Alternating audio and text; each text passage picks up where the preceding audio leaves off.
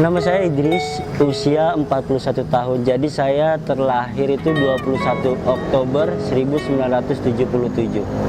Sebetulnya ide didapat itu ketika saya kebingungan apa yang harus saya lakukan. Sementara sudah 1 bulan saya tidak ada pekerjaan, jadi tidak ada masuk uang untuk keluarga saya.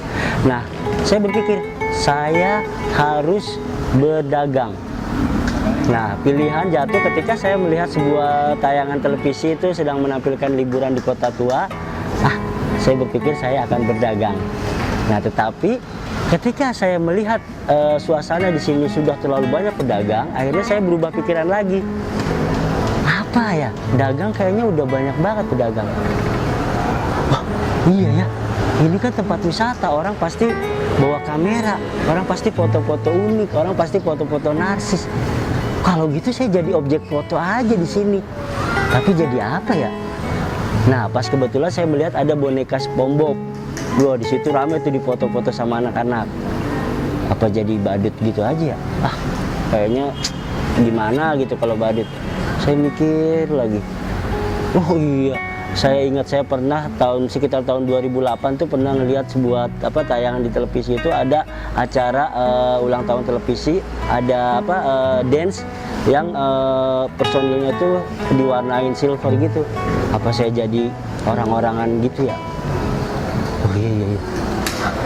10 Juni 2012 jam 2 siang saya berpikir apa saya menjadi orang-orang seperti patung itu untuk menjadi objek foto. Saya masih ingat betul itu. Belum jadi manusia batu, itu baru mendapatkan ide. Iya, nah 10 Juni 2012 saya mendapatkan ide. Saya pulang ke Bogor, saya utarakan ke istri. Justru kata pertama yang diucapkan adalah jangan. Istri melarang. Kenapa? Karena dia tahu suasana Kota Tua sangat panas. Dan dia tahu kalau saya menjadi orang-orang seperti patung itu, pasti tubuh saya akan dilumuri cat. Makanya istri melarang. Tetapi saya meyakinkan bahwa ada peluang yang bagus kalau saya menjadi objek foto di sana. Kenapa? Karena pengunjung begitu ramai. Nah, pengunjung selalu berfoto narsis. Nah, saya memanfaatkan itu. Makanya saya memaksa. Tapi tetap istri tidak setuju. Nah, akhirnya saya berpikir malamnya tuh nggak bisa tidur. Walaupun istri nggak setuju, nekat aja dah. Nekat. 10 mendapatkan ide, 11 saya mulai mengecat baju celana, 12 sudah kering pakaiannya, 13 saya bingung lagi memikirkan bagaimana ya kalau saya jadi orang-orang patung itu cara dapat duitnya. Jadi saya masih mempertimbangkan. Nah, akhirnya 14 Juni saya sudah mantap. Bismillahirrahmanirrahim, dari Bogor ke Kota Tua saya mau jadi orang-orangan, jadi patung. Itu di bayangan saya. Jadi kalau ditanya berdiri menjadi manusia batu di Kota Tua kapan? Jawabannya adalah 14 Juni 2012 jam 1 siang. Setiap pekerjaan itu selalu ada kendala, selalu ada suka dan duka. Nah, tetapi ketika saya menjalani hari-hari menjadi manusia batu di Kota Tua sejak 14 Juli 2012, justru yang saya temukan adalah setiap harinya banyak orang yang mengangkat jempolnya. Banyak orang yang mengatakan, Bapak keren banget. Banyak orang yang mengatakan bahwa Bapak benar-benar hebat, tahan panas, luar biasa, mirip patung. Benar-benar sosok yang menggambarkan seorang nasionalisme. Betul-betul Bapak mengingatkan saya tentang sejarah. Dari banyaknya pujian itu setiap hari, saya menjalani hari-hari menjadi manusia batu dengan rasa sukacita, dengan rasa senang, dengan penuh ceria, dengan penuh senyuman. Sangat suka menjalani hari-hari menjadi manusia batu. Kendala, berarti duka kan? Saya menjawab, tidak ada kendala. Loh, kok bisa? Karena halang rintang, kendala rasa duka itu sudah terkalahkan dengan rasa sukacita itu. Nah, mungkin yang saya alami setiap hari itu mungkin cuaca yang terlalu panas itu di jam 11 sampai dengan jam 3 sore itu sangat panas di sini. Mungkin itu tapi saya merasa itu bukan kendalanya, itu hanya faktor ya cuaca saja yang harus saya nikmati gitu, yang saya tidak bisa menolaknya. Dan ketika hujan ya itu pun menjadi kendalanya. Itu saja.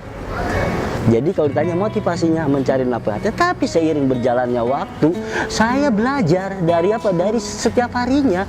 Saya melihat ekspresi pengunjung, saya melihat bagaimana orang-orang berkomentar tentang saya, bagaimana orang menasihati saya, bagaimana orang memberi ide untuk saya belajar.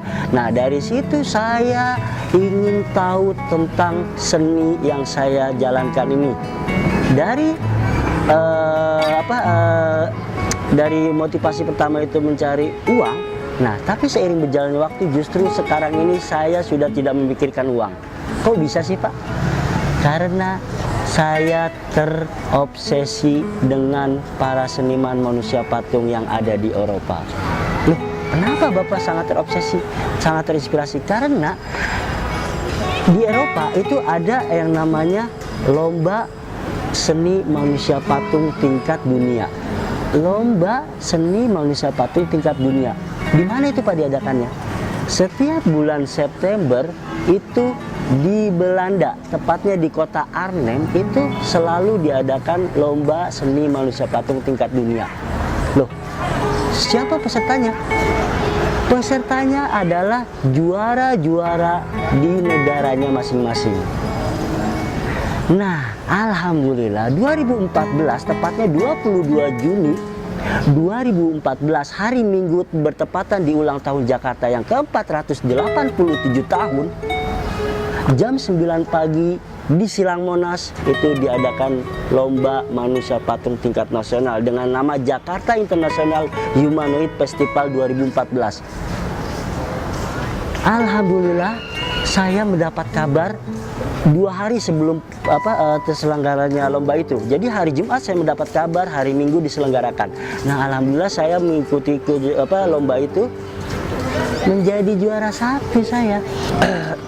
Di awal-awal saya menjadi manusia batu itu saya punya 4 cita-cita, tetapi 2 sudah tercapai.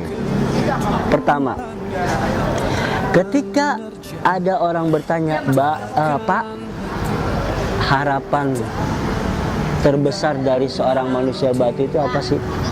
Saya bilang, saya ingin manusia batu itu bukan hanya saya ingin ada temannya. Nah, kalau sudah ada temannya, saya ingin membuat sebuah persatuan yang anggotanya adalah orang-orang seperti saya, orang-orang yang mencari nafkah dengan cara menjadi manusia patung seperti saya.